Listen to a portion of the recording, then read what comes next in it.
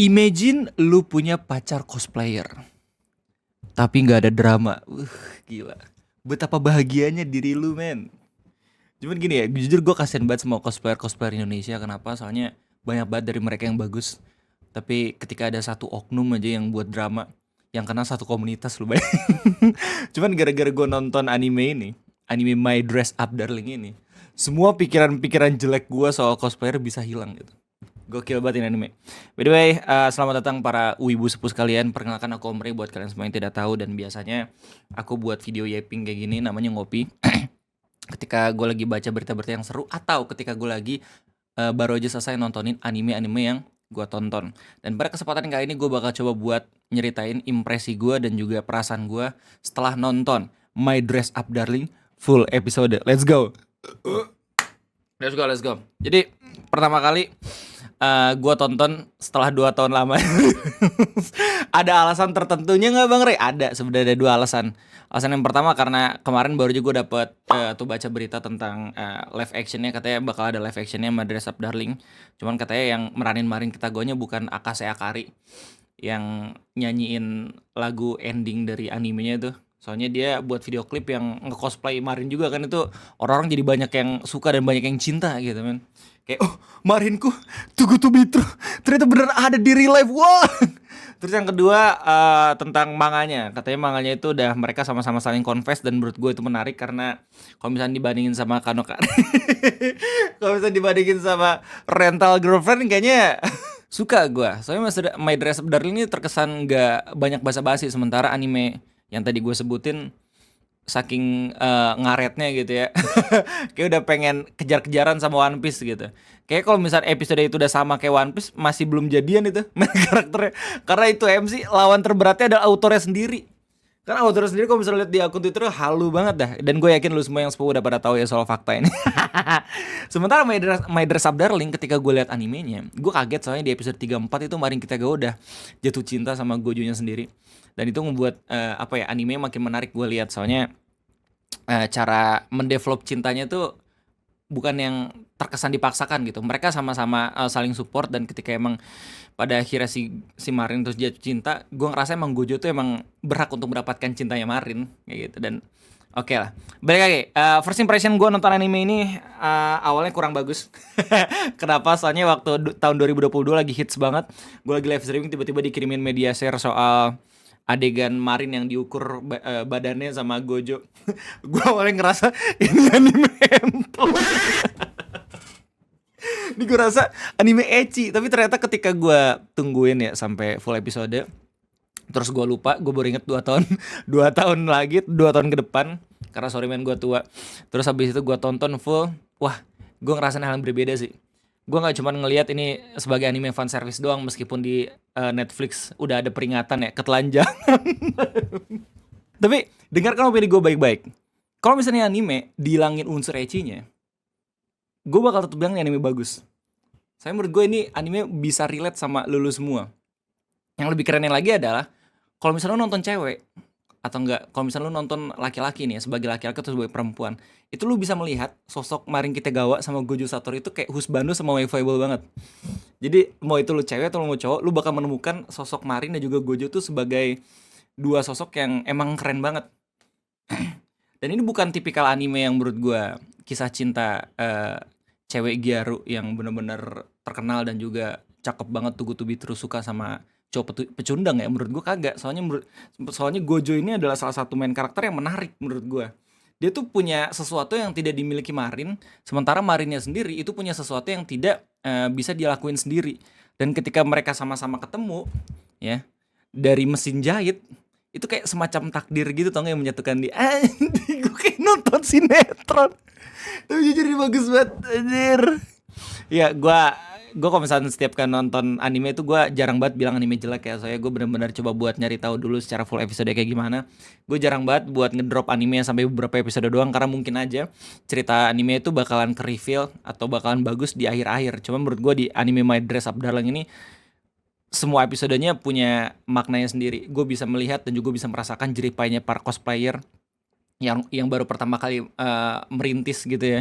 Terus habis itu ketemu sama partner yang dia bisa melakukan atau mensupport si cosplayernya ini. dengan karir dan segala macem. Tapi di satu sisi kalau misalnya buat lu semua yang ngira oh Marin cuma menggunakan Gojo doang nih buat jadi babunya, tidak anjir. Gojonya sendiri pun bener-bener banyak banget belajar dan banyak banget diuntungkan sama hubungan antar Marin Kitagawa ini. Dan menurut gua dua-duanya ini sering melengkapi parah sampai pada akhirnya di notice sama ini kan cosplayer terkenal lah, terus banyak banget dia ikut event bareng lah. Dan ya ke FTV banget gitu, soalnya meskipun mereka anak sekolahan tapi cuma 5% doang diliatin kalau misalnya mereka sedang sekolah. Cuma di episode-episode awal doang. Terus lama-kelamaan secara tidak sadar kita dibawa sama bagaimana mereka berdua tuh saling berinteraksi. Dan kalau misalnya lu sadar gitu ya, ini anime tentang Gojo sama Marin doang kebanyakan interaksinya. Tapi itu menarik dan interesting banget. Kayak secara latar belakang ini udah bagus. Soalnya ngomongin soal cosplayer kan wibu banget, Jepang banget. Dan kalau misalnya emang ada temen cewek lo yang emang pengen direkomendasi nonton anime pertama kali, ini bisa jadi anime pertama yang lu kasih gitu ke dia. Meskipun awal-awal mungkin lu dikira sange karena banyak banget adegan-adegan gak pakai baju. Tapi daripada lu ngerekomendasiin Boku no Pico, ya gak sih? Mending ini.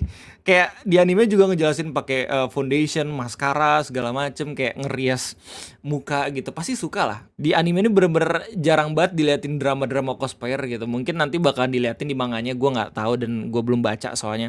Terus yang jelas dari karakternya juga menarik menurut gue. Sedikit, cuman semuanya itu kagak yang terbuang sia-sia.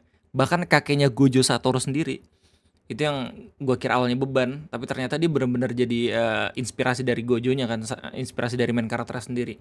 Dan bahkan dia bisa nggak cuman jadi comedic purpose doang, benar-benar menjadi karakter yang emang bisa ada di anime dan kita semua nggak lupa gitu kalau misalnya kehadiran dia tuh ada. Terus bagian scene favorit ya udah pasti tuh di kereta tuh keren banget sih menurut gue.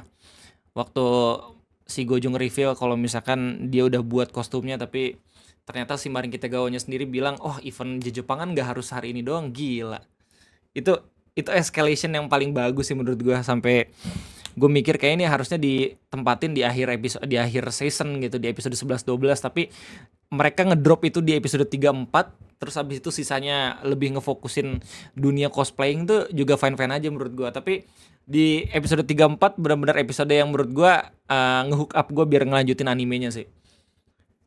Balik lagi, kalau misalnya kita lihat review My Anime List, banyak banget yang gak ngerekomendasiin. Karena ketika gue buat ngopini, tentu saja gue bakal coba lihat opini majority-nya kayak gimana. Dan banyak banget mereka gak ngerekomendasiin gara-gara ini anime cuman ngejual waifu yang tidak bisa didapatkan secara relief aja. Terus ya bener-bener pengen memperlihatkan the perfect waifu seperti apa, tapi animenya biasa-biasa aja. Tapi menurut gue ini anime bagus sih. Ini anime bener-bener menjelaskan ke kita semua bagaimana kita itu sulit buat mengekspresikan diri, sulit untuk bilang kalau misalnya hobi kita itu bagus dan juga sangat amat penting dan bermanfaat di hidupnya. Kita hanya butuh orang-orang yang memang mengerti dan juga paham kalau misalkan apa yang kita lakukan itu gak selamanya sia-sia. Lu cukup ketemu sama orang yang tepat, men. Sampai akhirnya lu sadar kalau misalnya apa yang lu lakuin bertahun-tahun itu benar-benar keren. Dan itu yang dirasain sama Gojo ke Marin.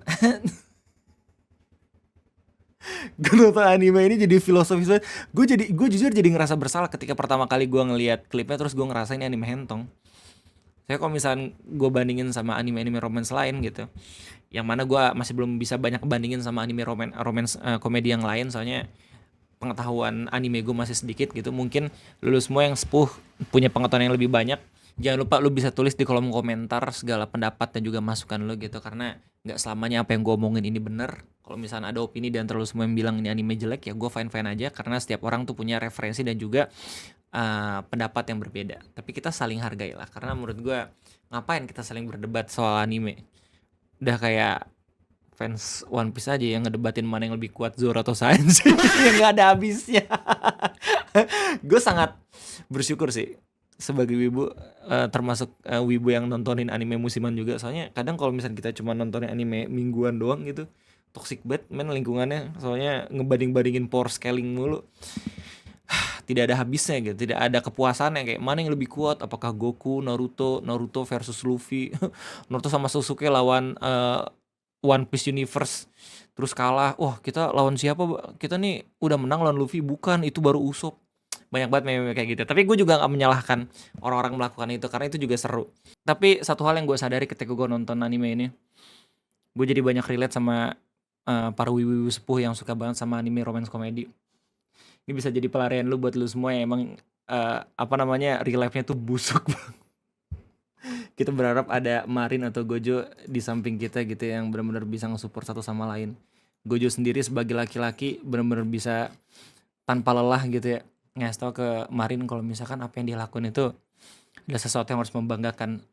Dan begitu juga Marin sebaliknya. Jadi mungkin itu aja ngopi pada kesempatan kayak ini. Gue rasa ini anime bagus dan recommended, tapi hati-hati aja emang banyak fan service-nya. Cuman inti dari omongan gue adalah ini anime kalau misalnya dihilangin fan service-nya juga bakal tetap bagus dan bakal tetap worth it buat ditonton. Jadi itu aja mungkin dari gue, terima kasih banyak. Kalau misalnya lu semua suka sama video ini, coba buat like dan jangan lupa buat tulis semua pendapat lu di kolom komentar. Lu mau bilang kayak enggak bang, opini lu jelek, gua nggak suka sama nih anime ini banyak banget fan service-nya, nggak apa-apa, gue senang aja lu berpendapat. Tapi kalau misalnya lu semua pada setuju sama gue, thank you banget. Jadi itu aja, yang belum subscribe jangan lupa subscribe. Kita ketemu lagi di next ngopi. Itu aja, sampai jumpa.